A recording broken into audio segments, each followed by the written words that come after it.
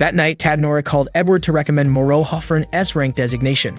However, Edward said he was disappointed in Moroha because he had already tested him and didn't think he was ready to be nominated for the S-rank yet.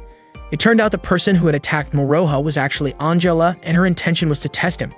Tadanori pointed out that Moroha had defeated the Dreadnought even though there were 3 people involved.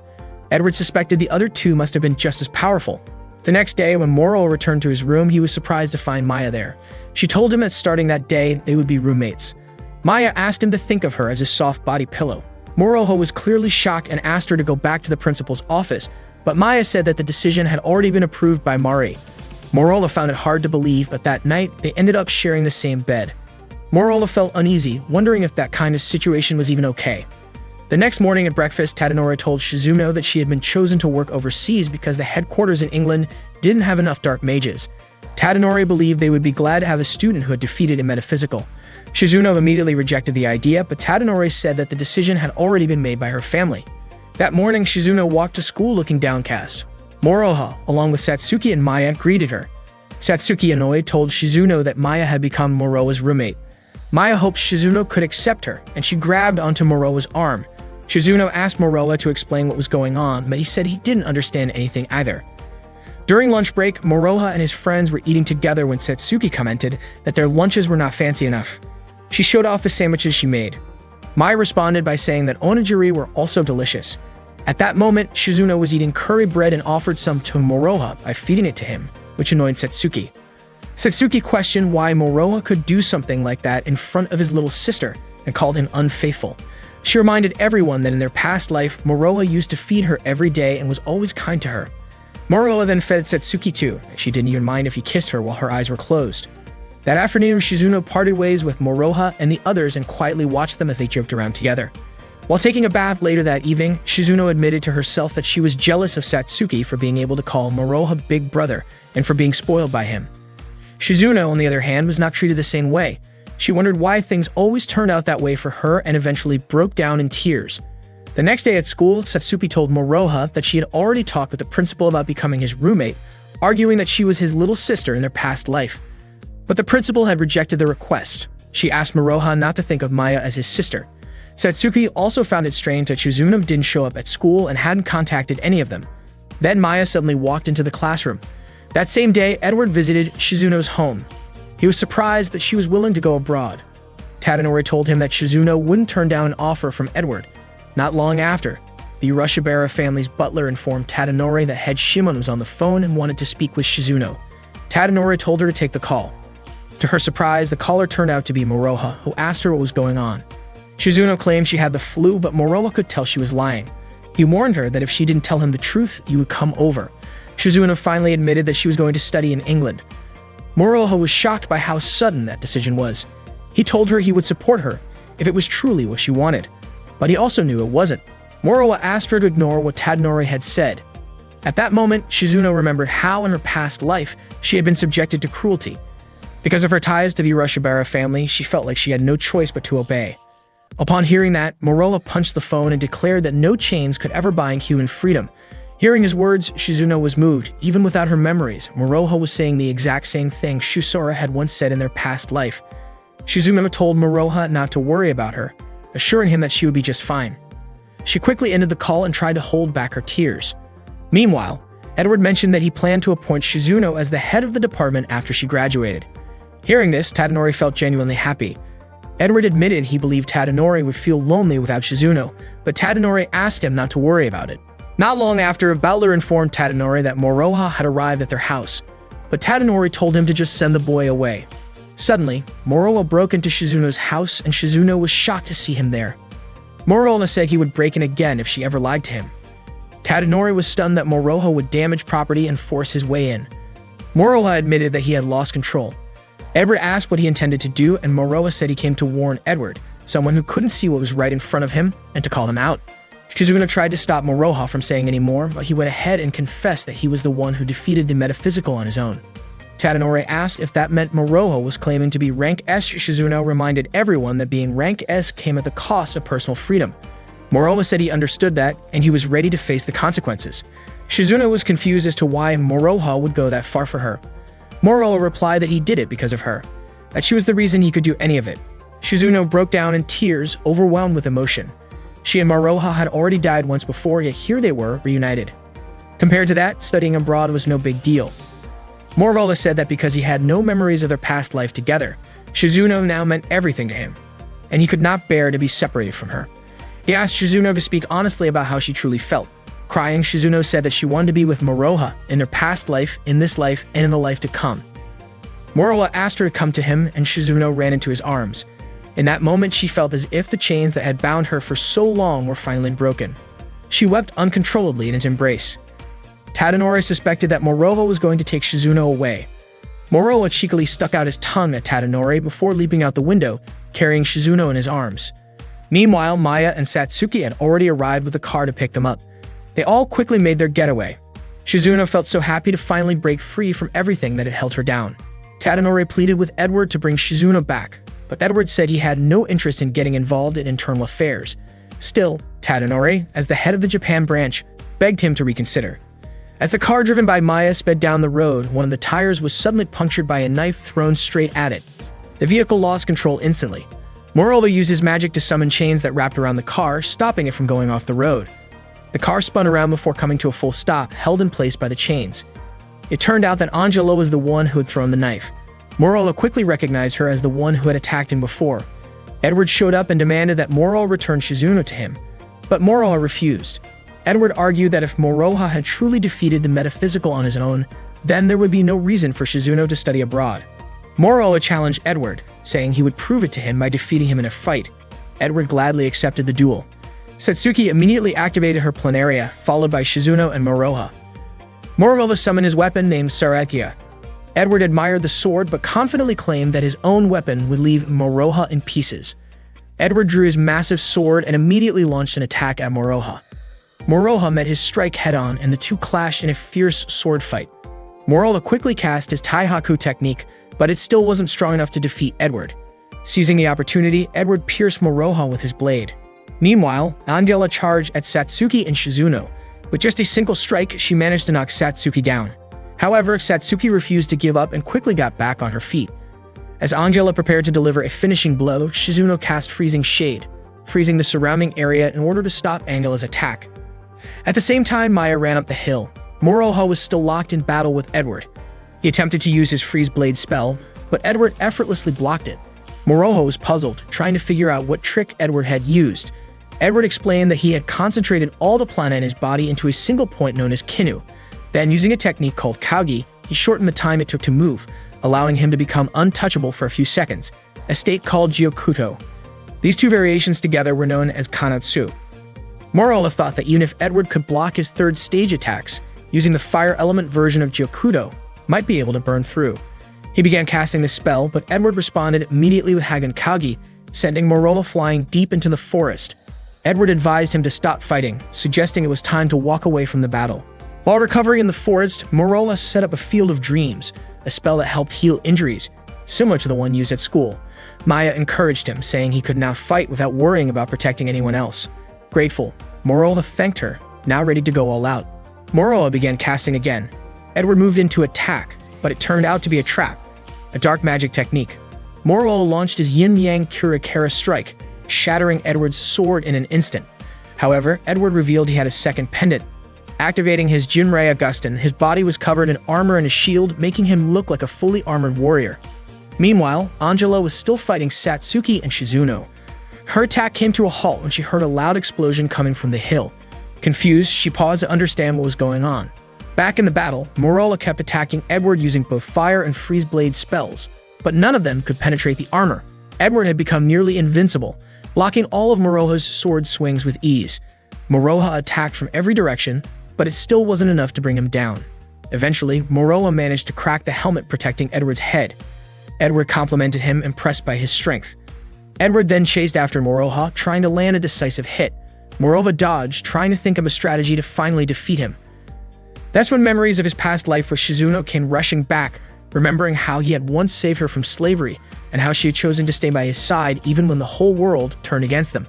Shizuno, it turned out, had been his wife in the previous life. With that memory, Moroha recalled how to use the Decrete's Weight technique.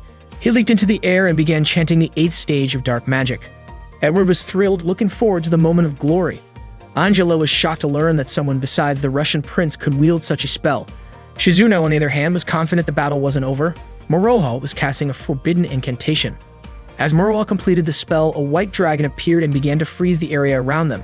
Edward called Moroha a captured monster and claimed that he must be the 7th S-rank comrade. For the first time, Angela genuinely worried about Edward's safety. That night, Moroha and his friends were gathered at Mary's house. Satsuki was curious why Moroha hadn't finished off Edward during the fight. Moroha admitted that his only goal had been to freeze Edward in place so he couldn't move, even though Maya had hoped he would avenge her car from earlier that afternoon. Moroha explained that he had attacked Edward countless times and all he managed was to dent his armor a little, and he still had no idea how to actually beat him. Mary asked how Satsuki's injuries were and Maya said she was nearly done healing her. Moroha then asked if Shizuno was alright and Shizuno said that Satsuki had protected her. Moroha felt grateful for how things had turned out. Not long after, the doorbell at Mary's house rang. It turned out Edward had come to visit. Moroha and Shizuno immediately went to meet him. Edward explained that he wasn't going to do anything rash since he and Moroha were both knights. He acknowledged Moroha's victory and shared that he had cancelled Shizuno's transfer. Edward said he came only to ask one thing. Why didn't Moroha dodge his punch back at the cafe? Moroha answered that he knew Edward never intended to actually kill him. Curious, Edward asked how Moroha could be so sure. Moroha explained that he could see through his opponent's intentions. Edward laughed and said Moroha was full of surprises. As the head of the British branch, Edward announced that he would be nominating Moroha for S-rank status. That night, Shizuno shared that Tadanori had told her Moroha would eventually be sent to the headquarters of the White Knight organization. Moroha responded that he actually preferred that over being far away from her. Then Moroha asked whether Shizuno was truly a netherworld sorceress. Shizuno admitted that she wasn't sure.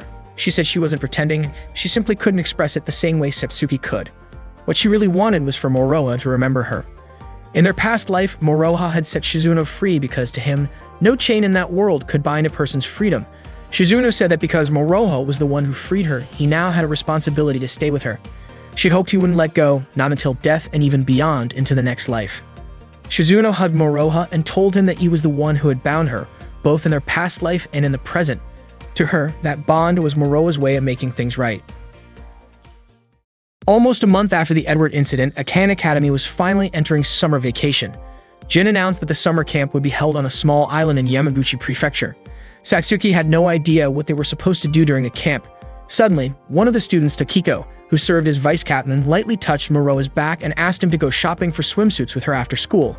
She insisted on picking out a snub boomerang-style swimsuit for him, which completely caught him off guard. Jin encouraged everyone to treat the summer camp like a fun party, but also reminded them not to do anything inappropriate. That day, Satsuki went to a shopping mall to look for an eye-catching swimsuit, hoping to outshine both Shizuno and Takiko in getting Moroha's attention. Meanwhile, Tadanori had arranged for a professional designer and stylist to help Shizuno choose a perfect and flattering swimsuit since she would be spending time with Moroha at the beach. However, Tadanori crossed the line by pushing Shizuno to act provocatively around Moroha, leaving her feeling resigned to going along with it. Elsewhere, Moroha was stopped by a swimwear shop, where he ran into his upperclassman, Haruka, who was trying on swimsuits. Moroha commented that the bikini Haruka had picked really suited her. Haruka blushed and called him cheeky. She wasn't sure if a girl with a smaller figure like hers could pull off a bikini, but Moroha reassured her that she could. He thought she looked cute. Embarrassed, Haruka called him a liar and said people often mistook her for a boy when she was younger. She quickly turned away and hid in the changing room. The day of the summer camp finally arrived. The students gathered together as Mary began chanting a spell to open a temporary transport gate. This magic was valuable as it could only be used once per day. Shortly after, everyone was transported to the beach. Satsuki was so excited that she immediately jumped into the ocean. But suddenly, she let out a scream that startled both Moroha and Shizuno. It turned out the waves had pulled at her swimsuit. She called out to Moroha for help. A short while later, Maya showed up and teased them for having fun without her. Haruka also arrived wearing a white shirt over her outfit. Moroha commented that it seemed like buying a new swimsuit was pointless if she was going to keep it covered. Haruka blushed in response. Satsuki, curious, asked how Moroha knew about the new swimsuit. Instead of answering, he told Satsuki to cover up her chest, which was a little exposed. Shizuno urged him to explain himself. Haruka was about to speak up when Uesugi playfully touched her back, causing her to accidentally lift her shirt and reveal the bikini underneath. Uesugi remarked that Haruka had made an effort for someone special, so that person should at least get to see it. Moroha said the bikini looked great on her. Suddenly, Tokiko grabbed Moreau's back, surprising him once again. Soon after, Sophia appeared wearing a bold and fashionable bikini that turned heads. Uesuke asked why Tokiko wasn't wearing a swimsuit. Frustrated, Tokiko explained that Jin had forbidden her from wearing anything too revealing, even though she really wanted Moroha to notice her. Upset, she again squeezed Moroha's back and called Captain Jin stubborn, clueless, and antisocial, claiming he was getting in the way of her feelings for Moroha. Just then, Jin showed up and pressed down on Tokiko's head in a light reprimand. She quickly tried to walk back what she had said. Jin then called everyone together to begin their training. He told them to choose a personal challenge and promised that they would need to complete it by the final day of camp. The students seemed eager to get started. Jin told them all to meet at the lodge by 6 p.m. Suddenly, Satsuki declared that she had already decided on her challenge. She wanted to race Haruka and was confident she would win. Haruka was puzzled and asked why Satsuki didn't choose a different challenge. Satsuki teased her, wondering if Haruka was intimidated by her charm, especially as she glanced at Haruka's chest, which was noticeably smaller than hers. Haruka started to feel a bit insecure. Satsuki noticed and said that it seemed like she would not be able to beat Haruka right away. She clarified that she did not mean to sound arrogant. Eventually, Haruka had no choice but to accept Satsuki's challenge. Once both of them were ready, Moroha gave the signal for the race to begin. They both activated their plana and started running. Haruka dashed forward at an impressive speed and won the race.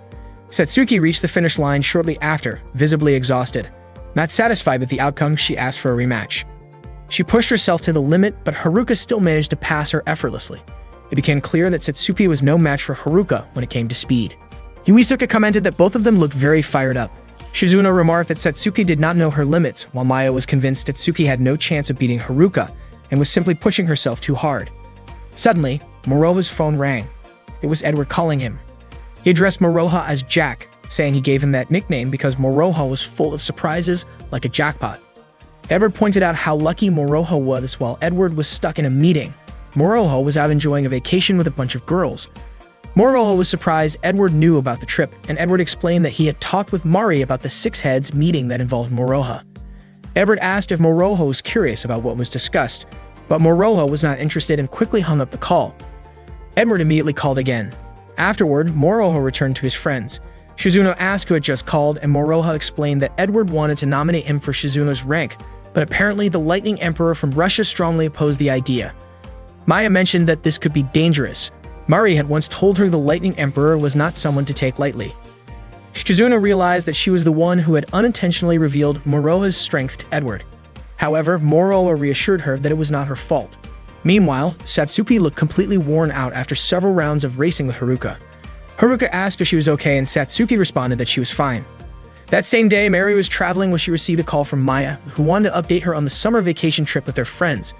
Maya told her they had played a traditional watermelon splitting game and ended up eating the whole watermelon because Moroha thought it would be wasteful to throw it away. They had also done a courage test, although compared to Jin and Tokiko, it did not feel all that scary. Maya even shared that Jin had caught Tokiko sneaking into Moroha's room late at night. Hearing that, Mary was happy. This meant Maya had found a circle of friends she could be close with. Maya also shared that Moroha and Satsuki had sneaked out during the night, and both she and Shizuno had secretly followed them from a distance. That night, Satsuki had taken Moroha to the beach. She pleaded with him to help her train so she could become faster than Haruka. Moroha asked why she did not just choose a different challenge instead. Satsuki admitted that she might just be burdening him, but Moroha calmly told her not to rush things. Unexpectedly, Satsuki hugged Moroha tightly, which caught him off guard. She told him that it was the first time they had ever hugged.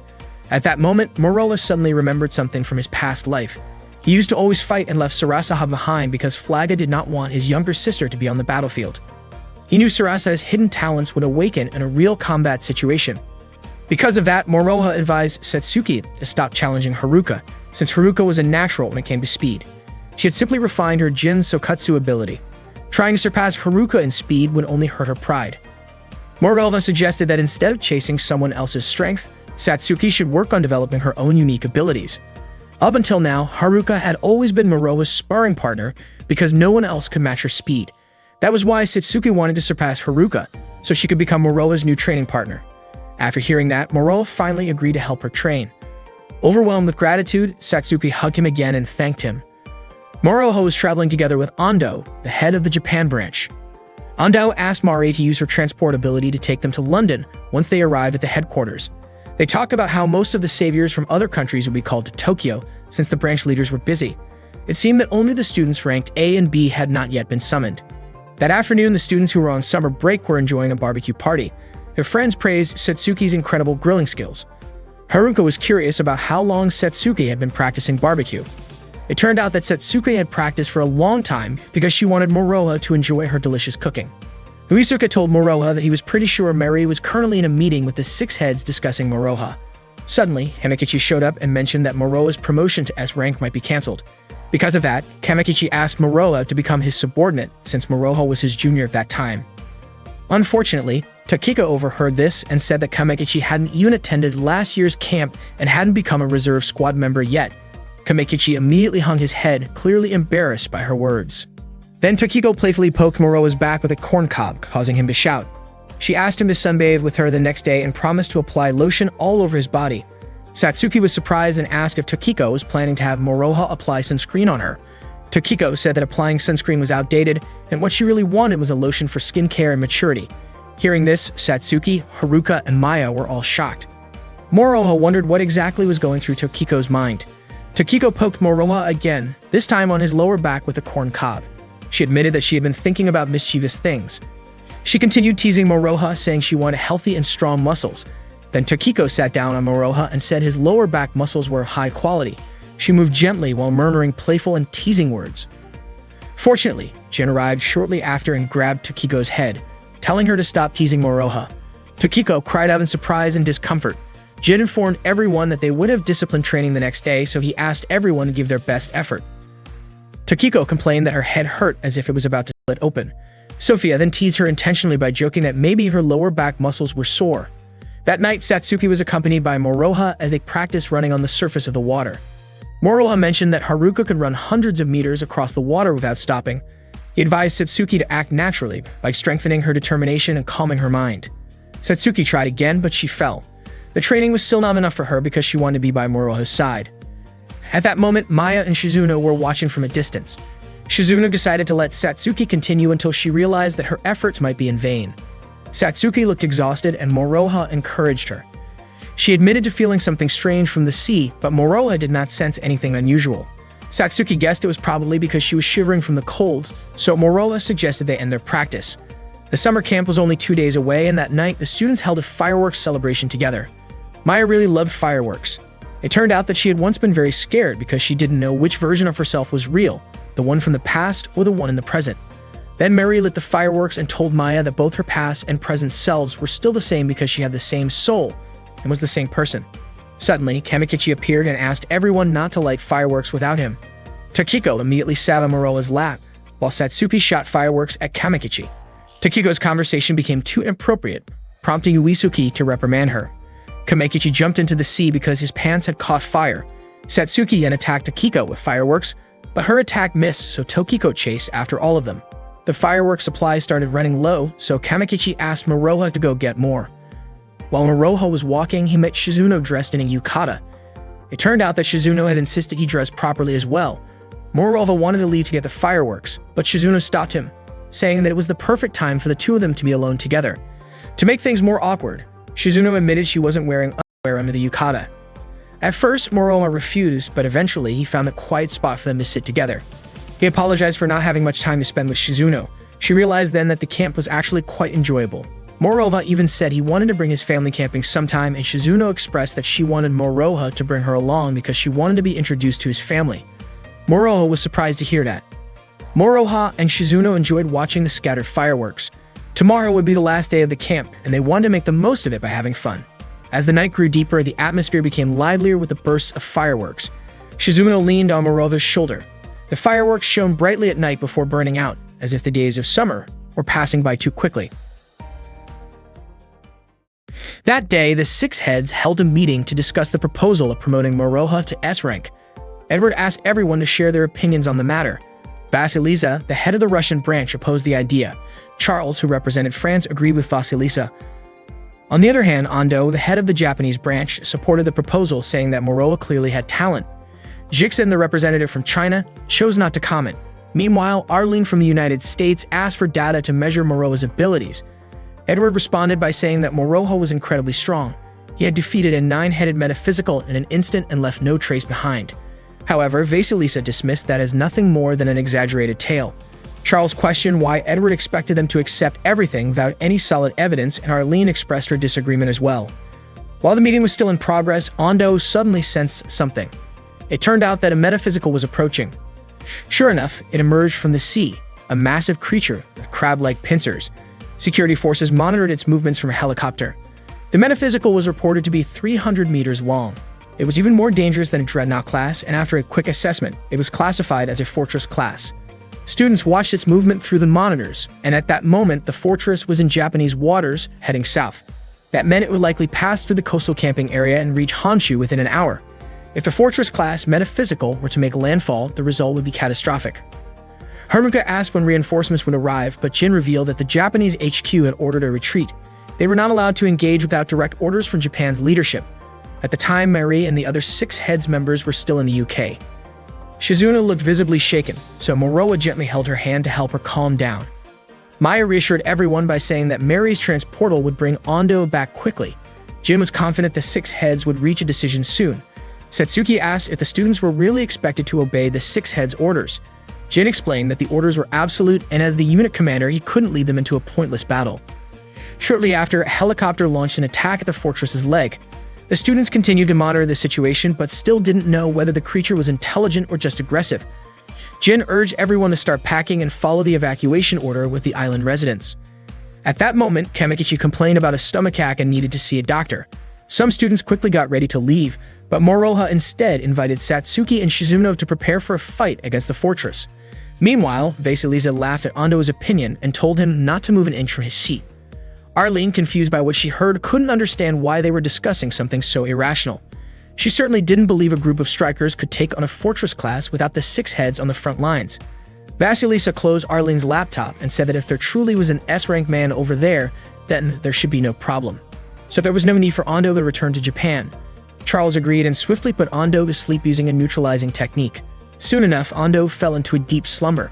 At that point, Edward hoped Moroha would make the right decision in facing the fortress. The island residents were already being evacuated to safer locations.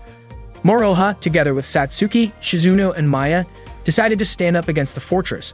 Moroha asked Maya if she was truly willing to join them. Maya said she wanted to be her source of strength. Both Shizuno and Satsuki clearly had no intention of running away from the metaphysical. Not long after, Jin approached the group, surprising Moroha since Jin had previously insisted on retreating.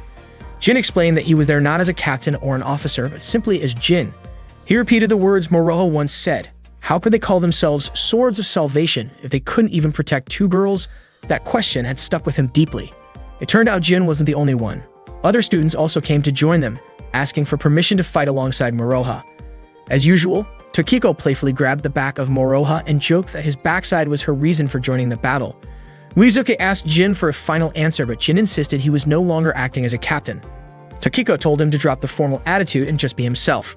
The group united in spirit, shouting out the rally cry of the Swords of Salvation in perfect sync. Not long after, the harbor sirens began to sound. They were intentionally triggered to lure the target, which was likely to react to the loud noises from the ships and helicopter rotors. The strikers quickly formed into formation. As the massive fortress approached, its overwhelming size intimidated several female students, but Tokiko arrived and suddenly grabbed their chests. The first step in their strategy was to draw the target using the sirens, while the Black Mage unit would deploy a magical barrier and launch an attack from the left. This would drive the target toward the harbor. The fortress looked like a moving island due to its enormous size. Meanwhile, the Shirogane unit focused on supporting the Black Mage unit, and Haruka used her incredible speed to deliver messages between the forces. Once the fortress stopped moving, they would attack from 2 directions, left and front. Jin was in charge of attacking from the left, while Moroha was tasked with handling the front, which was the most dangerous zone. Moroha accepted the role without hesitation. As the fortress drew closer to the harbor, it caused huge waves along the coast and disrupted the local power grid. When the fortress came to a halt, Maya noted that at this rate, they wouldn't be able to surround it. Suddenly, a series of fireworks exploded in the sky.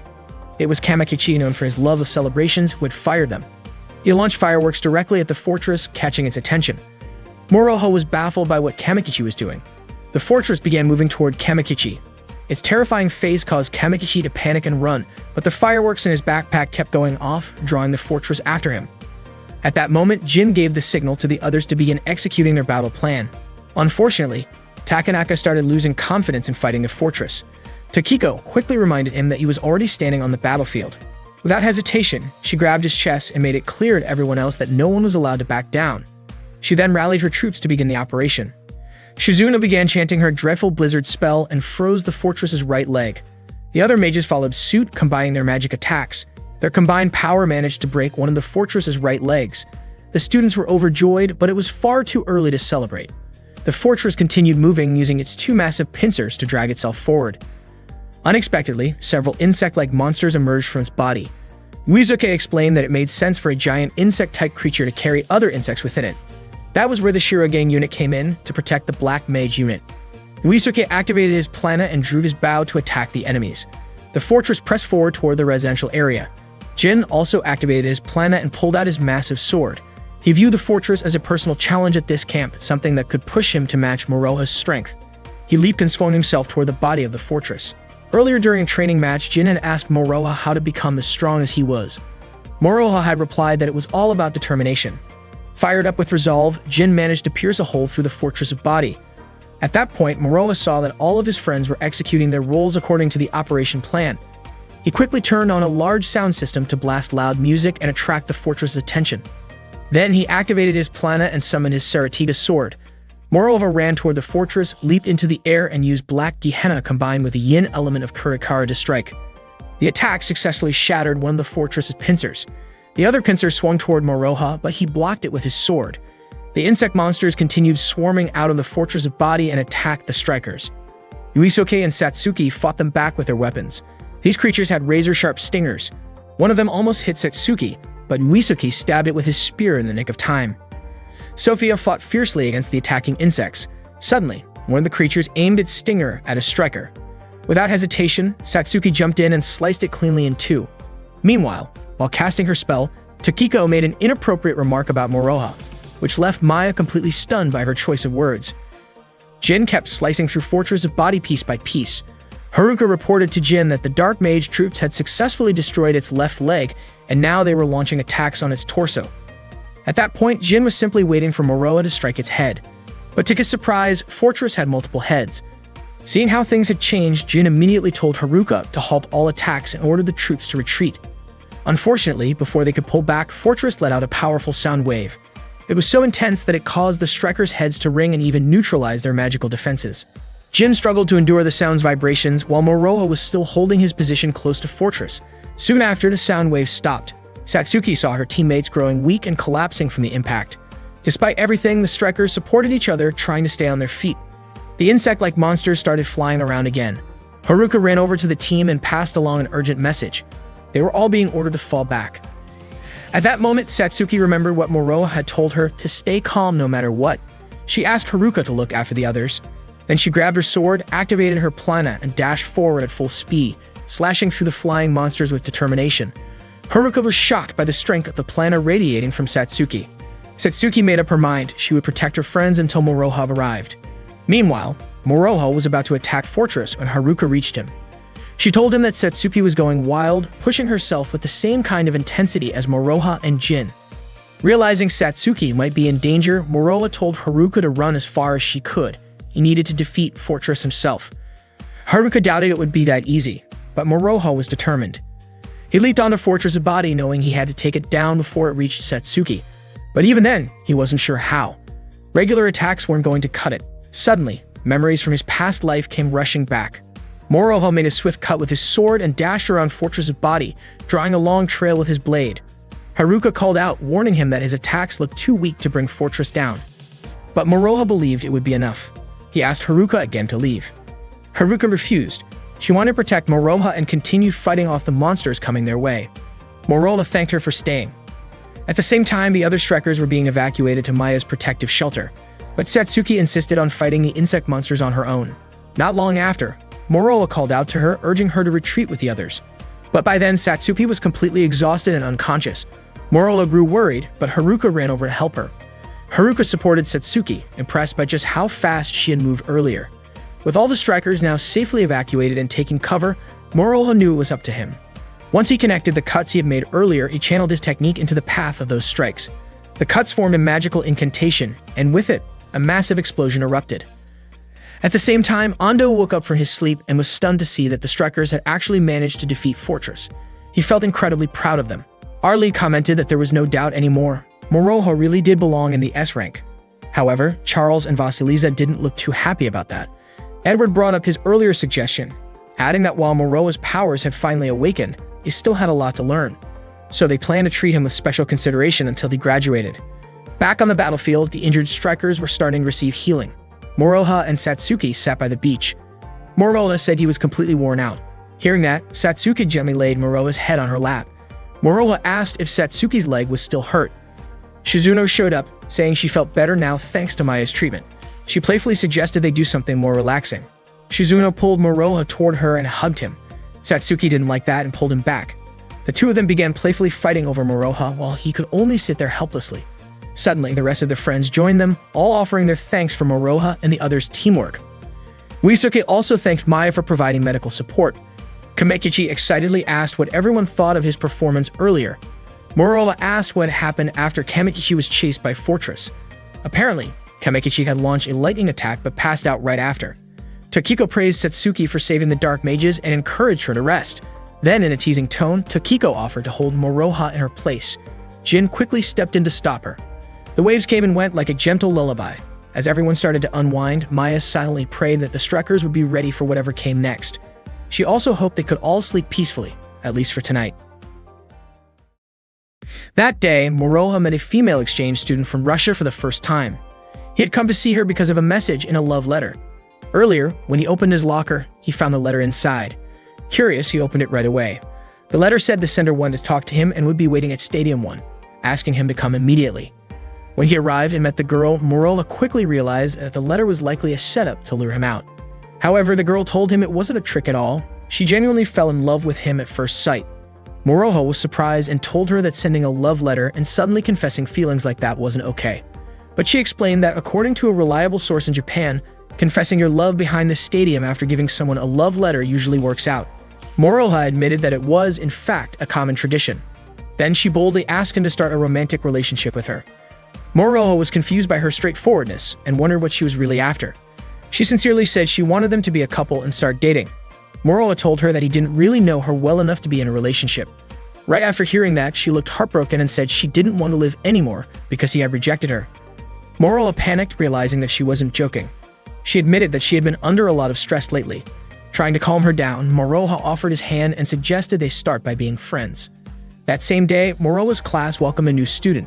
Everyone was stunned by how beautiful she was. The new student turned out to be the same Russian exchange student, Elena Arshavina, who introduced herself and mentioned that people usually called her Lezia. She was from the Russian branch.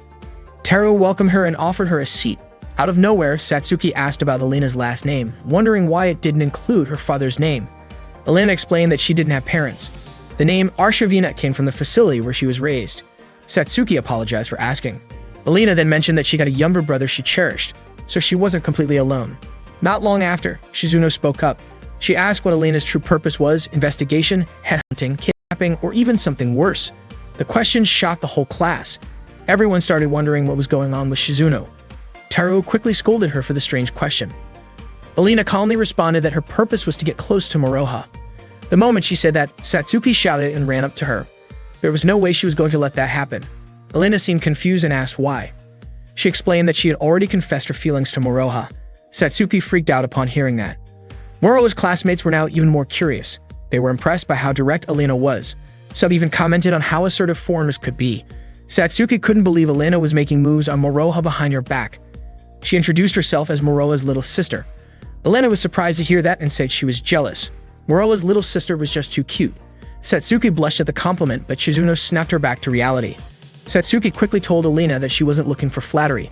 She warned her that if she ever planned on confessing her feelings to Moroha again, she needed to get her permission first. Without hesitation, Elena dropped to her knees and begged Satsuki to let her have Moroha. Satsuki almost agreed without thinking, but then immediately changed her mind and refused. Shizuno looked confused by Satsuki's reaction.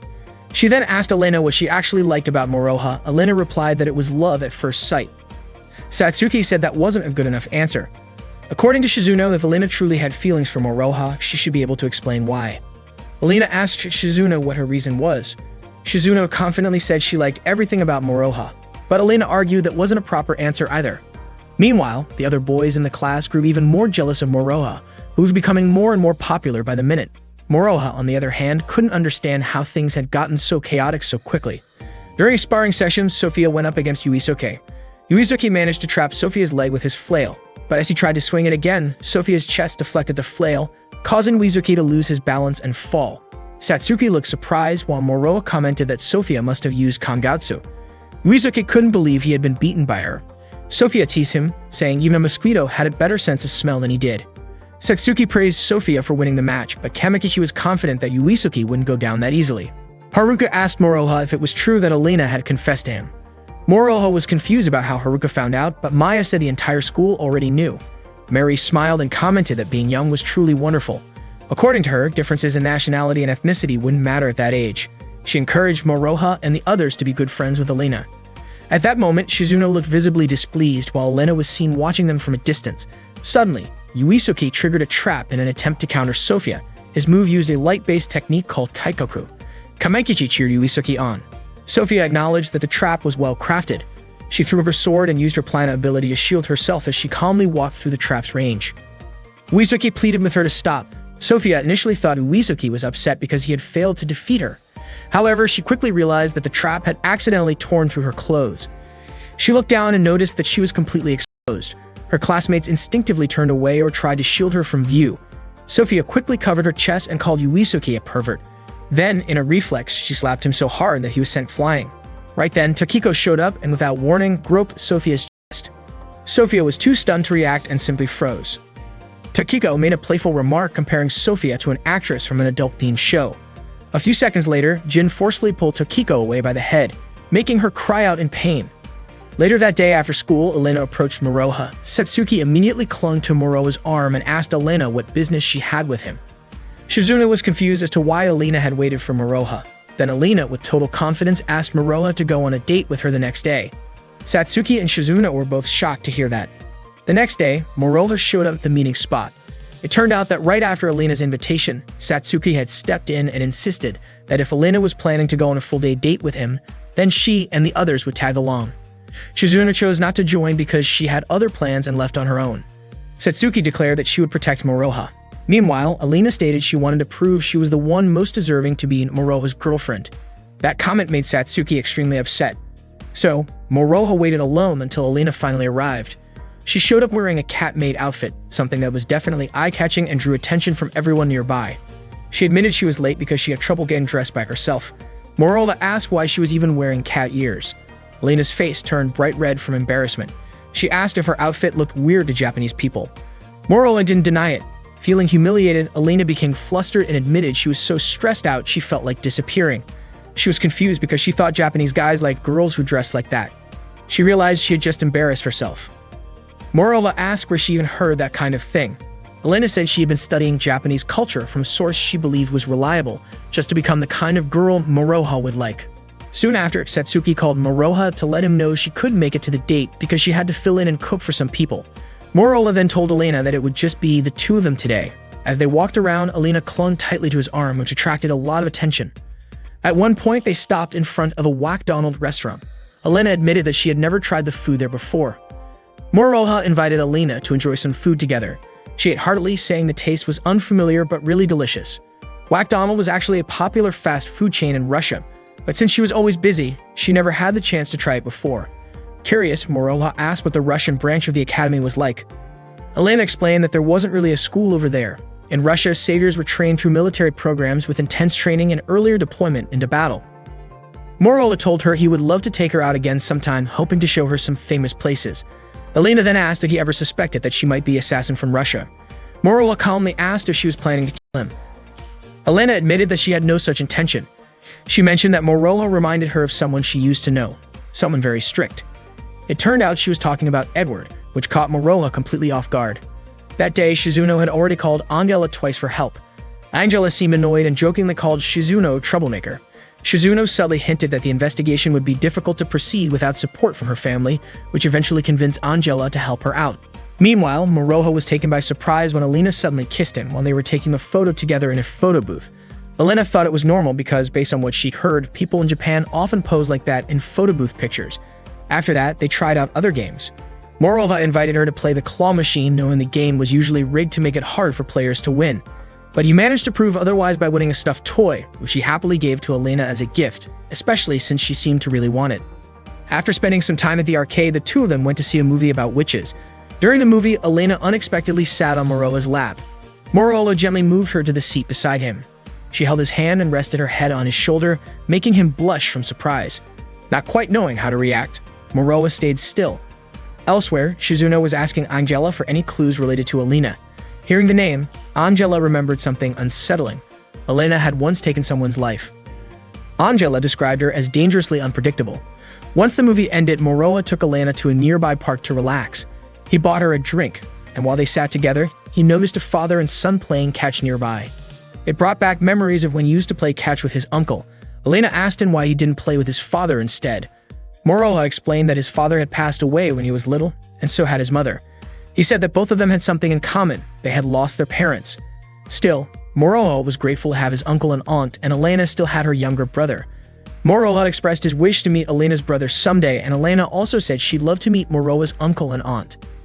Later that night, a bird flew into Elena's room. The bird, named Kondrat, praised her for doing a good job. He acknowledged that Morova was a strong individual and told Elena to observe and find his weaknesses. Elena replied that family seemed to be Morova's soft spot. Kondrat then advised her to stay close to him and win his trust, as this could potentially turn into a vulnerability. He added that he would write a letter to the Thunder King to make arrangements so Elena could spend time with her little brother if the mission succeeded. Elena thanked Kondrat sincerely for that. The next day at school, Elena found a letter in her locker. The sender had written a message asking to meet her. That evening, Elena went to meet the person behind the note, and it turned out to be Shizuno. Shizuno had purposely written the letter to challenge her to a duel. Elena asked if Shizuno seriously intended to fight her. Shizuno admitted it and said she already knew that Elena was known as the Maneater, the trusted enforcer of the Thunder Queen and a savior with a dark past. Shizuno made it clear she wouldn't allow Elena to get close to Morova. Without wasting time, Shizuno activated her plana and summoned her magic staff. She then chanted a spell and cast Freezing Shade. Elena dodged the attack. It had no effect on her. Shizuno tried again, but surprisingly, Elena evaded it once more. She jumped into the air and threw a knife toward Shizuno. Fortunately, Nagravitz quickly emerged from Shizuno's staff and shielded her just in time. Elena realized that Shizuno's staff was actually her origin. Nagravitz launched an attack on Elena, and though she tried to fight back using her knives, they were ineffective. At that moment, Shizuno began chanting another spell, preparing to strike again. Feeling cornered, Elena had no choice but to draw her weapon to confront Shizuno's magical power. Shizuno then unleashed a spell called Dreadful Blizzard. Elena met the attack head-on with her massive sword. Shizuno was shocked to see Elena absorb her spell so effortlessly. At that point, Elena thought to herself that if she were to die here, her younger brother would be left without a future. Motivated by that thought, Elena charged forward to fight back. Shizuno cast multiple spells in quick succession, but Elena was able to counter every single one. Nagravitz flew into the air and launched a fierce strike, but Elena easily blocked it. She leaped upward and drove her sword into Nagravitz, destroying it completely. Shizuno couldn't believe how powerful Elena's demon sword, Replazin, really was. Elena pointed her blade at Shizuno's neck. She demanded that Shizuno swear not to tell anyone what had happened and to stop interfering with her relationship with Morova. Shizuno calmly asked what would happen if she refused. Elena warned her without hesitation she wouldn't think twice about making her disappear entirely. Hearing that, Shizuno responded by calling her the Mad Dog from Russia. In response, Elena slashed Shizuno's leg. She even threatened to leave a deep permanent scar on Shizuno's face to make sure she could never face Morova again. But Shizuno showed no fear. She said she was sure Morova would never hate her just because of a scar. Elena was taken aback by her words. Moments later, Taro arrived and scolded them both. Elena quickly fled the scene. Although her heart was as dark and hardened as obsidian, Shizuno could still sense the uncertainty Elena was carrying inside. That day, Maya told Satsuki and Morova that Shizuno was being kept at home. Satsuki was confused, wondering what Shizuno had done. It turned out Elena was also absent from school that day. Satsuki decided she would visit them after school. After school, Morova went to Shizuno's house to check on her. Seeing Shizuno's bandaged leg, he asked what had happened. Shizuno told him not to worry about it and instead asked if he had heard about the Maneater. She explained that it was a killer sword user who drains both plana and mana, and that the attack came from the Russian branch. Apparently, Edward had also been injured before. Shizuno warned Morova to be careful because Elena was the Maneater. Morova found it hard to believe that Elena was a killer, but Shizuno assured him that she had confirmed it herself the day before. She explained that she had gone into battle without telling Moroha, fully aware that he might not forgive her. Still, she believed she had done the right thing. Moroha asked her not to bring it up again. He hugged her, grateful that she was safe. He told her to take good care of herself because he didn't want anything bad to happen to her. Shizuno apologized to him. Moroha couldn't believe Elena would do something so cruel. Meanwhile, Elena was dreaming about her younger brother when Kondrat's voice suddenly woke her up. Kondrat, currently taking the form of a cat, climbed onto Elena's body to wake her. He mentioned that Moroha might have already figured out Elena's true identity. Kondrat wondered why Elena didn't just eliminate Shizuno, especially since Elena wanted to complete her mission and live a peaceful life with her brother. Elena understood that, but before she could say more, the doorbell rang. She quickly picked up Kondrat and stepped outside, not wanting Moroha to see him. It would be too dangerous. Elena chose not to open the front door and stayed hidden behind it. But to her surprise, Satsuki opened the window and spotted her from inside. Moroha scolded Satsuki for peeking through the window, telling her it was an invasion of privacy. Still, both Satsuki and Moroha entered the house. Satsuki decided to cook something for Elena. Moroha noticed a wound on Elena's leg and identified it as an injury caused by dark ice magic with a curse added to it. He helped treat the injury, surprised that Shizuno could do something so harsh. He told Elena that he would take responsibility and help heal her. Elena admitted that she had never seen a dark magic user use that kind of spell on her before.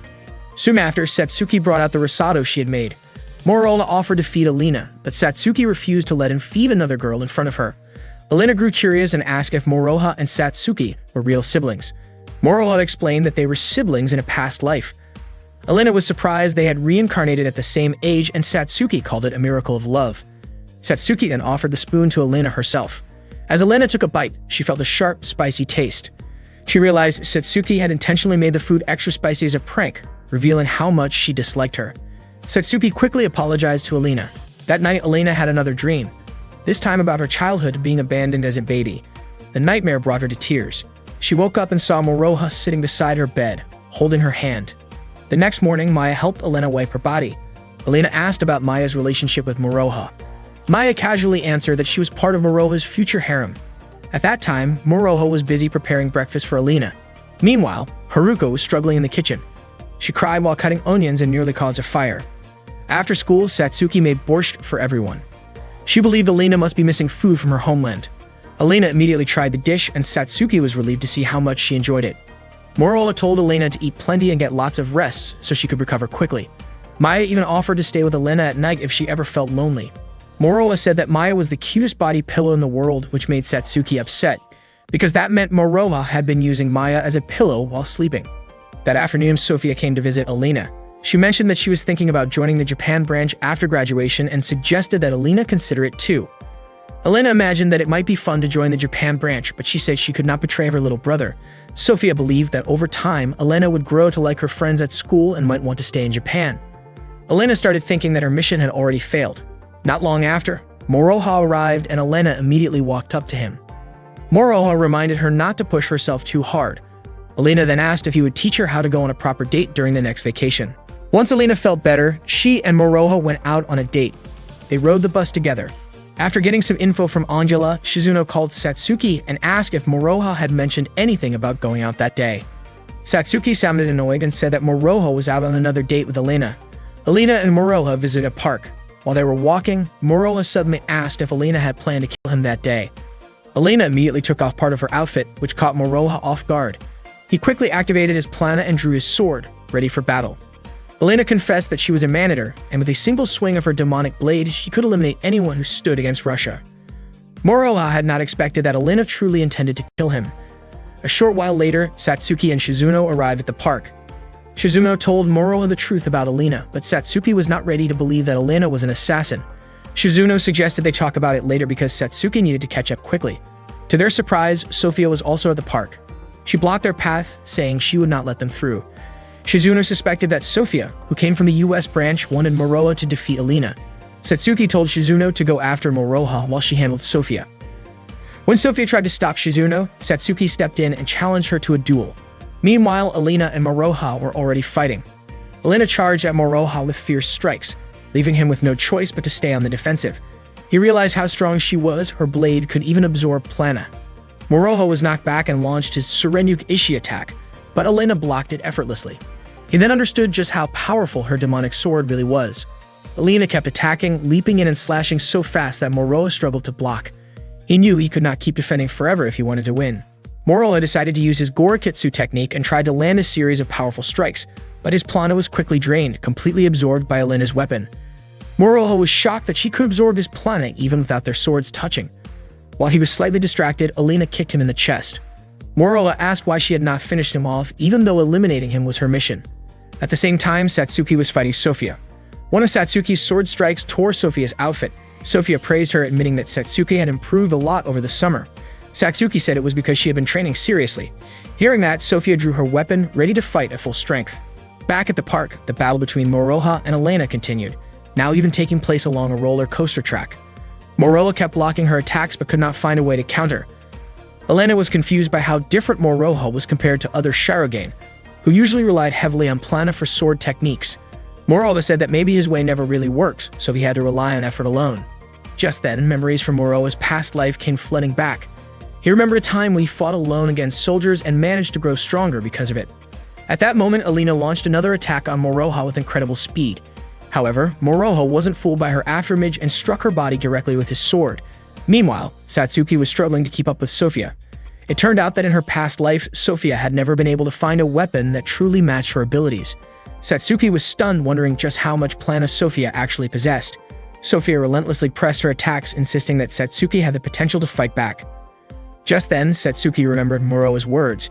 He had told her to strengthen her resolve and calm her mind. That was when she finally managed to block Sophia's weapon using Kangatsu. In an instant, Sophia's weapon shattered. Admitting defeat, Sophia confessed she couldn't fight without her sword. She acknowledged Satsuki's strength and embraced her tightly, which nearly left Satsuki gasping for air. Back with Moroha, Alina still hadn't managed to defeat him. Her sword was knocked clean out of her hands. Moroha told her that no matter how many times she tried, the outcome would always be the same. But Alina rose to her feet again, determined to kill him. She lunged with her sword, but once again fell. Moroha then asked if she was doing all this for her younger brother. Was she being forced to kill Moroha to save him? Alina didn't deny it. Moroha reached out his hand to help her up. He said he wanted to rescue her little brother from the Thunder Queen, and if he succeeded, Alina would be free. But Alina insisted that was impossible. Moroha shared that he had been unable to save his own parents, and he didn't want Alina to go through the same pain. He made a promise. He would save her younger brother. Alina started to cry, deeply moved by Moroha's words and his willingness to help her and her brother. Just then, Shizuno appeared and gently suggested that they stop fighting. She revealed something shocking. Alina didn't actually have a younger brother. According to the head of the agency, Shizuno had learned that Alina had been abandoned during a snowstorm on the night she was born. She had always been alone. It didn't make sense for her to have a sibling. Alina, overwhelmed, told Shizuno to stop making things up. But Shizuno calmly asked if Alina could remember her brother's name. Could she recall his face or even his age? Alina was stunned. She realized she couldn't remember anything. Moments later, Conrad appeared in the form of a cat and confirmed that what Shizuno said was true. Alina asked where her brother was. Conrad explained that the younger brother was just a fabricated memory he had implanted in her mind. He remarked how annoying human fantasies could be. Just the thought of them had started to awaken Alina's awareness again, but she had spent years ignoring those doubts. Moroha was visibly frustrated by Conrad's words. Alina, now heartbroken, felt useless. She began to believe that maybe it would be better if she just disappeared. Moroha rushed to her side, but Conrad dismissed his efforts, saying it was pointless. Alina wouldn't listen to anyone now. Suddenly, Conrad's spirit entered Alina's body and took over. He immediately confronted Moroha, saying that a savior's body could be taken over if their mind was broken. From within Alina, Conrad challenged Moroha to fight once more. He believed that Moroha wouldn't be able to both defend himself and protect Shizuno at the same time. Conrad launched his attacks, but Moroha dodged them without fighting back. Conrad took pleasure in this, sure that Moroha couldn't bring himself to strike Alina. The battle intensified. Their swords clashed repeatedly. Conrad's demon blade absorbed Moroha's prana, and he was confident that the massive drain would finish him off. But Moroha dug deep and unleashed his full power, managing to destroy the demon blade completely. After that, he used a powerful tranquilizing technique to force Conrad's spirit out of Alina's body. At that moment, Alina's necklace shattered and her body went limp. Moroha quickly caught her to keep her from falling. He told her not to say she wanted to die because it was very heartbreaking. Moroha also said that if Alina didn't have a purpose to live for, then she could make him her reason to live because he wanted to be part of her family. Alina started crying and hugged Moroha tightly. That night, Conrad met with Vasilisa. He looked to be in pain, his eye wounded from Moroha's attack. Kandrat pleaded desperately, even holding onto Vasilisa's leg for support, but Vasilisa cruelly declared that she would not forgive failure. In an instant, she destroyed Kandrat with her magic. Vasilisa thought that Morona seemed to be only breaking the spirit residing inside Elena's mind. The next day, Elena was packing and getting ready to leave, but Moroha blocked her path. He already knew what she was about to do. Elena admitted she didn't want Moroha to get involved with her, but Moroha called her stubborn. They hugged and Elena thanked him, but then Moroha used his magic to make her unconscious. At that moment, Moroha called Edward. Edward asked why Moroha was calling him so unexpectedly. Moroha said he wanted to fight the Russian faction alone. Maya hoped that Elena's life would return to the right path and shine brightly like the sacred tiger's sword. That prayer became the driving force behind Moroha's fighting spirit. That night, the city of Vladivostok, Russia was very quiet. Bernard was driving his car across a bridge when he suddenly had to stop because someone was blocking the road. After thinking for a moment, Bernard got out of the car and asked who the person was. It turned out to be Moroha. Using a translator app on his phone, Moroha asked if Bernard was a messenger from Vladivostok. Bernard admitted it and asked Moroha to tell him his name. Moroha gave his full name and then asked where the Thunder Queen Vasilisa was. Bernard laughed and said he would prove his loyalty to the Thunder Queen Vasilisa. He then activated his plan and readied his weapon. Bernard swung his weapon at Moroha, but Moroha quickly dodged and jumped up. Shortly after, he remembered a technique he had used in his previous life. He immediately cast the Felix Storm spell. Bernard was shocked and clearly scared. Soon, the Felix Storm attack rained down on Bernard's body. Bernard kept protecting himself behind his weapon, but eventually lost the fight. Angela then approached Moroha and asked if he had killed Bernard. Moroha said he would not kill anyone in this war. Before heading to Russia, Moroha had been given a fake passport and visa prepared by Angela. Moroha praised Angela's skills from the English branch. Angela, however, wondered why she had to be so far away from Edward just to take care of Moroha. She was surprised that Edward was willing to cooperate with someone who wanted to fight against the Russian base for personal reasons. She could not imagine what would happen if the public found out about this. Earlier, Moroha told Angela that he would not kill anyone during the war. So when he fought Bernard, he didn't kill him. He only tied Bernard up and interrogated him about the whereabouts of the Thunder Queen Vasilisa. But Bernard claimed he did not know where she was. Moroha had expected Bernard to say that. He then asked if Bernard didn't want to tell the Thunder Queen that Moroha had come to fight. Angela didn't understand what Moroha meant. After that, Moroha planned to talk to the leader of Khabarovsk. Angela was puzzled about why Moroha would give information to the enemy. Moroha explained that ordering people to gather information was just a waste of time. Angela was shocked by that. Bernard laughed and agreed with Moroha's words, teasing Moroha by saying that a peaceful life had made him soft. Annoyed by the insult, Moroha stabbed Bernard in the stomach with his sword and said that in his past life, he always stood alone on the battlefield, fighting enemies without stopping. Moroha then pulled out his sword and kicked Bernard before walking away. Later, Moroha and Angela continued their journey by train. Inside the train carriage, they enjoyed dinner together. Moroha mentioned that Bernard was ranked A, so his actions earlier wouldn't have killed him. Angela asked if the person Moroha was after was the Thunder Queen Vasilisa. Moroha had explained that even though he got information from Edward, he couldn't just find the Thunder Queen so easily. That was why he deliberately defeated the branch leaders one by one, which would surely make the Thunder Queen Vasilisa act quickly. Angela warned that it would be a problem if they gathered and fought against Moroha. Moroha said that the Russians were not the kind of people who could work together, because it seemed those who failed were immediately removed from duty. Angela hoped that was true, knowing how loyal the Russians were to the Thunder Queen Vasilisa. Meanwhile, Bernard managed to free himself and quickly drove off in his car. It seemed that if the information about the Thunder Queen's whereabouts got out through her subordinates, they would be punished with death. That was why Moroha would not kill anyone in this war. Angela realized that Moroha didn't refuse to kill because he was weak. She described Moroha as a jack-in-the-box, a man full of surprises. Meanwhile, after managing to break free, Bernard quickly returned home and contacted the Thunder Queen Vasilisa through her magic mirror. Bernard confessed that he had been defeated by Moroha and felt he deserved to take his own life, but he wished to die alongside Moroha. Unfortunately, Queen Vasilisa refused his request, stating that she could never accept failure and ordered him to die. Before his death, Bernard revealed one thing.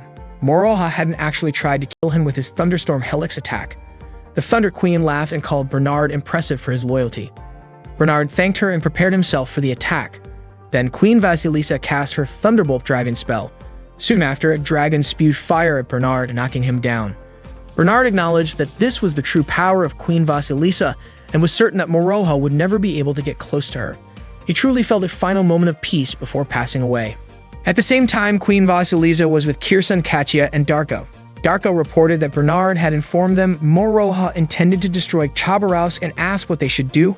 Queen Vasilisa said they didn't need to take any immediate action, but should strengthen the defenses around Krasnoyarsk, believing that they wouldn't be able to defeat Moroha right now. Darko agreed that this was a wise decision. Queen Vasilisa added that anyone could try and that she would rely on whoever managed to bring her one of Moroha's arms. That night, Moroha and Angela prepared to sleep on the train. Moroha didn't expect they'd be alone like this. Angela teased that it seemed like Moroha couldn't sleep without his favorite bolster pillow and jokingly asked if she should hug him as a substitute. Moroha quickly hugged Angela, but she rejected it, saying she was just kidding. Angela warned him not to cross the line of his sleeping space. If they had to change clothes, they had to face opposite directions and cover their ears. If Moroha peeked or eavesdropped while she was changing, she wouldn't hesitate to kill him. Later that night, Moroha noticed Angela wasn't in her bed, so he got up to check. It turned out Angela was on the phone with someone. They were still traveling on the train that night. The next day in the school changing room, Satsuki was with Shizuno and Alina. Alina said she was going to be Moroha's little sister, which annoyed Satsuki. She insisted that she was Moroha's only little sister, past, present, and forever. Satsuki wondered why Alina didn't just choose to be Moroha's older sister, but Alina refused. Shizuno found it strange that they were arguing over something so trivial, but for Satsuki, it was important because it involved her identity. Alina asked Shizuno to help explain this to Satsuki, but Shizuno refused, which made Alina sad. Shizuno believed Moroha would be disappointed if he saw how Satsuki and Alina were acting, especially since he was fighting alone at that moment. Afterward, Satsuki and Alina looked at each other and laughed together. After school, Maya waited for Shizuno, Satsuki, and Alina. She said they looked like good friends. Satsuki admitted she did all that for Moroha. Suddenly, she felt uneasy thinking about what Moroha might be going through. Maya also confessed that she felt lonely at night. Alina hoped Moroha would hold on because she wanted to see his smile again. Satsuki was very confident that Moroha would definitely win. That day in the city of Khabarovsk, Moroha managed to defeat the troops at the Khabarovsk branch headquarters. Before leaving, he announced his name. After that, he went to the city of Chita and defeated the branch leader at the Chita headquarters. Moroha then continued his journey by train. That night, Angela was asleep, dreaming about Edward. The next day, Moroha and Angela successfully blew up the Ulan Yud branch headquarters. Their next destination was Irkutsk. Upon arriving there, Moroha defeated the enemy using his freezing shades technique. After that, they traveled to Krasnoyarsk. While Moroha and Angela were walking near the station, they sensed someone was following them. Angela guessed there were 7 people tailing them, but Moroha suspected there were 8. Angela didn't want to get involved, saying it was Moroha who started all this. Moroha asked if there was a place where they could fight without disturbing anyone. Angela immediately took out her phone, prompting Moroha to ask if she was going to call someone again. Angela denied it, wondering how Moroha knew about that. Moroha decided to check the place alone and handed his suitcase to Angela. He quickly jumped up and sure enough, several of the followers trailed him. Moroha deliberately landed in the middle of the forest to use it as a battleground. He called out to the followers and before long, someone landed nearby. It was Kirsan, the Krasnoyarsk branch leader. Kirsan was confident that Moroha was aware all the regional leaders ranked above Angela had surrounded him. Kirsan admitted he hadn't asked Moroha to surrender but wanted him to return to Japan without causing trouble. He explained that if he and the A-rank leaders fought Moroha, some of them would die alongside him. Although they couldn't refuse Queen Vasilisa's orders, they actually didn't want to fight Moroha. Suddenly, a voice scolded Kirsan to immediately carry out Queen Vasilisa's order to kill Moroha. Kirsan then jumped into action. At that moment, Moroha noticed freezing shade attacks coming at him from 2 directions. Moroha quickly looked for an open space to avoid the freezing shade attacks. Soon, a pair of twin girls appeared. They wanted to kill Moroha to avenge Bernard. Using shadow techniques, the twins surrounded Moroha to confuse him, but Moroha was able to identify which of them was the real one. The twins were surprised and their shadow illusions disappeared immediately. They then swarmed Moroha, accusing him of killing Bernard. Moroha denied the accusation, explaining that it was actually Queen Vasilisa who had told them that. Not long after, a fire attack headed toward Moroha and the twin girls. Moroha was puzzled why they would attack their own allies. He pushed one of the twins aside. The attack hit Moroha directly, but he managed to escape safely. Moroha hoped the twins were okay. Suddenly, a poisonous mist surrounded Moroha, and a man approached him. Moroha fired a breeze blade attack and hit the man from behind, knocking him down. Then Kirsan jumped at Moroha, but Moroha dodged. He realized they were trying to bait him. This time, Moroha wasn't going to make the same mistake. He used the Decrest weight magic to move closer to Kirsan in midair. Moroha taunted him, asking if this was Kirsan's first fight in the air. Kirsan got annoyed and drew his sword, but Moroha quickly cast Freeze Blade, causing Kirsan to fall and crash into his own comrade. In total, Moroha had defeated 4 followers so far. He then found out about someone named Katya. Moroha asked why Katya had reduced the power of the freezing shade attack aimed at him. Katya admitted she did that because Moroha had saved the twin girls. Moroha said no one wanted to die, and Katya agreed with that. Moroha smiled at her. Soon after, the twin girls came to attack Moroha again. Moroha asked Katya to admit that he had defeated her, but instead, he just flicked Katya's nose and left. The twin girls chased after Moroha, angry because they believed he had killed Bernard, but Moroha kept denying it. Moroha then lightly tapped the 2 twins, which meant he had defeated 7 people in total. Shortly after, Angela arrived and said that their enemies actually numbered 8. She joined the fight intentionally, saying she wasn't Moroha's maid. Their 8th enemy was Darko, but unexpectedly, Darko aimed the Lightning Queen Vasilisa's mirror at Moroha and Angela. At that moment, Queen Vasilisa was chanting a spell, and as soon as she finished, Moroha quickly pushed Angela to shield her. A bright light emerged from inside the mirror, transforming into a dragon-shaped lightning bolt ready to strike Moroha. Angela was terrified and screamed hysterically as she witnessed with her own eyes Moroha being hit by the powerful lightning dragon attack. That night, Maya prayed again for Moroha, who was far away in another part of the country. She hoped the wind would blow westward, carrying her prayers. At the same time, Moroha screamed in pain from the lightning strike. Maya's prayer was for Moroha to always be protected from all difficulties. In a past life, Satsuki ran to Moroha for help when she was attacked by a dragon monster. Unfortunately, Satsuki died from the dragon's fire attack.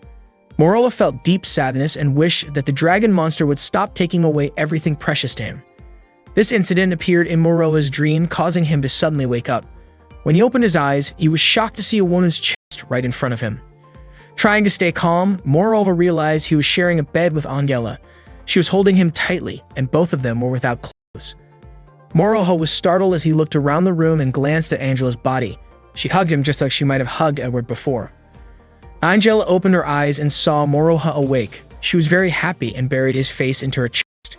Suddenly, Angela snapped back to reality and screamed in panic. She quickly got dressed and asked Moroha not to misunderstand her.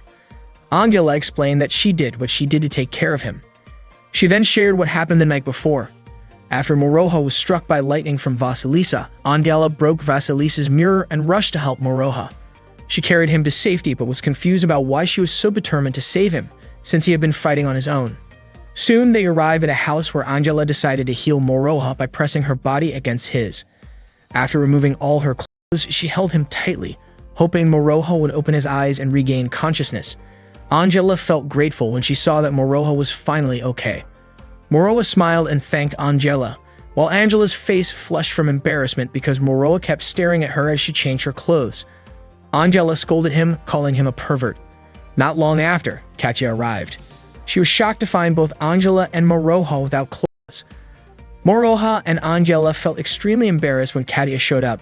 Katya apologized, explaining that she didn't know they were in an intimate situation. Angela quickly denied it, raising her voice in protest. That day, Katya introduced herself to Moroha and Angela. She was an 18-year-old half-Japanese, half-Russian girl and the leader of the Yekaterinburg branch. Angela asked how Katya knew about their location. Katya explained that one of her subordinates had been following Angela since she arrived at the station. Katya said that both Angela and Moroha looked like killers, but she didn't intend to fight Moroha because, like her, he fought without wanting to kill anyone. Katya was confident Moroha would grant her wish. She begged Moroha to help her free her friend Yuri from the grip of Queen Vasilisa. That very day, Moroha, Angela, and Katya set off on their journey. On the train, Katya mentioned that most rescuers in Russia didn't have families, so no one complained even if they were treated poorly.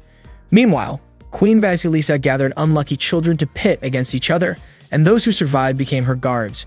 Yuri, Katya's friend, was still with Queen Vasilisa, Their destination was the Queen's stronghold in Sverdlovsk, the capital of Yekaterinburg.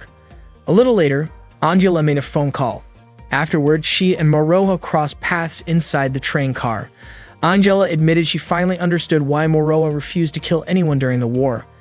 Moroha said he believed there were still good people in Russia. Angela blushed and called Moroha a gentleman, comparing him to Edward. When they arrived at Yekaterinburg station, Moroha suddenly flicked Katya's forehead, knocking her unconscious.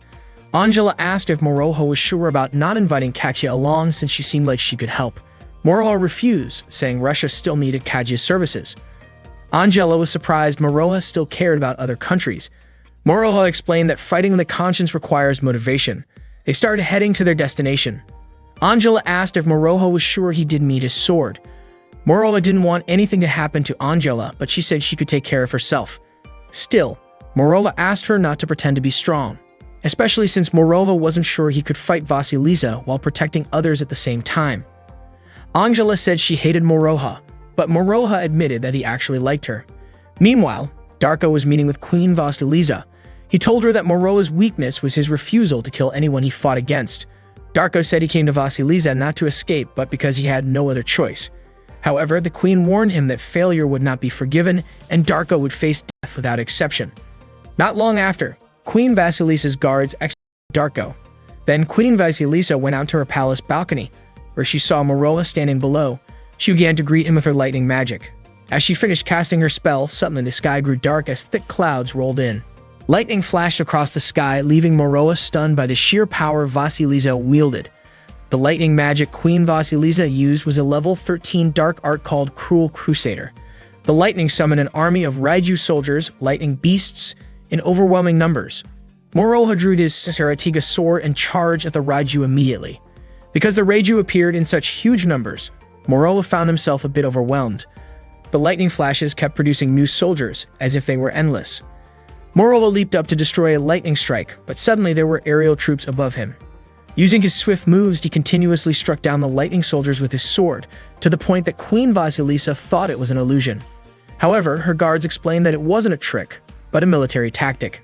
Moroha was so fast that the Raiju couldn't keep up. He focused only on attacking the enemies directly in front of him, which meant it wasn't really 1 versus 1,000, but more like one-on-one battles repeated 1,000 times. It was as if he was a brilliant military general clearly used to fighting enemies alone. Queen Vasilisa laughed when she saw this. If Moroha was using military tactics, then she would fight back with her own military strategy. Moroha was then surprised when the rescuers came to attack him, including Yuri, a friend of Katya. These rescuers were prisoners taken by Queen Vasilisa. Some of them hesitated at first about whether they should attack, but they had no other choice. A man urged the rescuers to prove their worth to Queen Vasilisa. When a Raiju bit one of the rescuers, Moroha rushed to help. He even defended the rescuers from the Raiju attacks, but as more and more rescuers became victims, Moroha found it unbearable to watch. It turned out that was Queen Vasilisa's military tactic. What Darko said earlier was true. Moroha wasn't killing anyone. Suddenly, Moroha's body froze. Yuri had used gravity trap magic to immobilize him. Seeing Moroha helpless, the rescuers prepared to attack from the front while the Raiju ready to strike from behind. Fortunately, Angela arrived just in time. With her 2 knives, she managed to defeat a male rescuer and a Raiju. Angela introduced herself as someone sent by Knight Edward to assist Moroha. Then Katya also showed up after waking from sleep. Moroha was surprised that both Angela and Kaguya came to help him, but they weren't the only ones. Alina, Shizuno, and Satsuki also arrived using transportal magic. Seeing Moroha with his friends, the Russian rescuers grew cautious. Katya called out to Yuri, but Yuri didn't recognize her and was puzzled about how Katya knew his name. Queen Vasilisa smiled and called them trash. Soon after, Alina introduced herself. She claimed to be a man-eater, but said man-eaters no longer existed after fighting Moroha. She explained that she was reborn as Alina because Moroha had wished for her return. Alina came to share this feeling with the rescuers, hoping they too could be reborn and fight to protect someone important. Yuri prepared to attack Alina, but Katya stopped him. Unfortunately, Yuri still didn't recognize Katya at first. However, when Alina threw away the necklace Yuri was wearing, his memories of Katya as his friend came rushing back. Angela then encouraged her friends to team up to defeat the Raiju. Unexpectedly, Yuri and Kaguya joined in the fight too. Katya pleaded with the other rescuers to join them in battling Queen Vasilisa, and they agreed. They all came together to help Moroha defeat the Raiju. Angela took down Raiju using her 2 knives, while Satsuki quickly eliminated them one by one. Yuri used a gravity trap to bring down the Raiju flying above. The rescuers each used their own powers. Shizuno and Kadia combined Freezing Shade and Incinerate to completely wipe out the Raiju attacking from the air. Seeing the chaos, Queen Vasilisa ordered her guards to contact the Russian government, warning that Yekaterinburg would soon disappear. Angela urged Moroha to head to the queen's location immediately because only he could defeat her. Not long after, Moroha heard a song sung by Queen Vasilisa. Lightning repeatedly struck from the sky, and those flashes formed the shape of a giant figure. The rescuers were shocked. This massive form could attack both from the air and the ground. It was the final boss that Queen Vasilisa had prepared. The giant approached. Katia and Shizuno quickly started casting their spells, combining the powers of Dreadful Blizzard and Blaze Storm. Moroha added his yin attack with Kurakara. The 3 attacks merged and spread across the giant's body, but unfortunately, the attacks had no effect. Seeing the danger, Moroha instructed everyone to take cover. Sure enough, the giant turned the attack back at them, causing a massive explosion. Russian officials were monitoring the situation through their screens. As the giant prepared for the next attack, Moroha signaled his friends to protect themselves. Satsuki asked Shizuno to cast a defensive spell, but Shizuno said no defense could withstand the giant's power. They all felt hopeless. Katia and Yuri embraced each other, and Angela wondered if this was the end of their fight. Moroha then remembered a power from his past life. He decided to use a spell he had just recalled. As he chanted, Shizuno realized Moroha was casting a level 13 magic. Kaja was surprised to see him use a forbidden spell. After finishing the Ouroboros spell, Moroha slammed his hand into the ground. Suddenly, water surged up from beneath, flooding the area. The Raiju forces were wiped out by the flood. In an instant, the land turned into an ocean. Moroha's friends were swept away by the current. Kadia, who couldn't swim, called for help, and Yuri quickly rescued her. The water level reached only up to the giant's knees. Moroha stomped the ground repeatedly, creating powerful waves that wrapped around the giant. Moroha's friends took shelter on a rock, watching the battle unfold. The giant couldn't break free from the waves' grip. Even its lightning powers couldn't overcome the water. Slowly, his body started to crumble under the water's hold. The rescuers watched from afar. Queen Vasilisa could hardly believe Moroha had defeated her power. Her guards ran away in fear, declaring her empire was over and expressing greater fear for Moroha's strength. Soon, Moroha appeared and declared the tyranny of Queen Vasilisa was finished. But with arrogance, Vasilisa claimed she was not yet defeated. She immediately began casting the Thunderbolt Dragon spell, aiming it at Moroha. Moroha countered effortlessly by snapping his fingers, using water to neutralize her attack. The fight was over. Queen Vasilisa hung her head in defeat and admitted her loss. She promised never to disturb Moroha again and even offered to serve him, begging him to end everything. Moroha reminded her that while she had mercilessly harmed others, she was now pleading for mercy herself. Queen Vasilisa did not want to die or lose her empire. She begged Moroha not to take away what was important to her. Hearing this, Moroha grew frustrated. He wondered why she couldn't understand something so simple. If she didn't want to lose it, then she shouldn't take it from others. Moroha left Queen Vasilisa, who accepted her defeat. His friends welcomed him back. In the end, Angela witnessed that Moroha truly ended it all without killing anyone in the battle. That day, Mary received news of Moroha's victory. She informed the students at school that everyone was safe and that Moroha was on his way home. Hearing this, Maya felt very happy. The long day in the northern hemisphere had finally passed, and the sun was surely shining on Moroha and the others. Before, Maya didn't know that the midnight sun never shone on Yekaterinburg and only brought worry in the cold night.